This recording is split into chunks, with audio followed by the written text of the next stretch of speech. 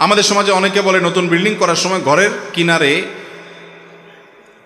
ঘরের কোনো পিলারে স্বর্ণ অথবা রূপা দেওয়া লাগে, না হয় ঘরের অমঙ্গল হয়। এটা সম্পূর্ণ শিরপূর্ণ বিশ্বাস। স্বর্ণ এবং রূপা মানুষের কোনো লাভ ক্ষতি করতে পারে না। ঘরের কোনায় স্বর্ণ দিতে হবে, মোরগ জবাই করে রক্ত দিতে হবে, এটা দিতে হবে, এটা দিতে হবে, এই সমস্ত বিশ্বাসগুলো শিরপূর্ণ বিশ্বাস। কোনো মুসলমান এগুলো বিশ্বাস করবে না। আমি ঘর করেছি বিসমিল্লাহ বলে, আল্লাহর কাছে দোয়া চেয়ে আল্লাহ তাআলা বরকত দিবেন।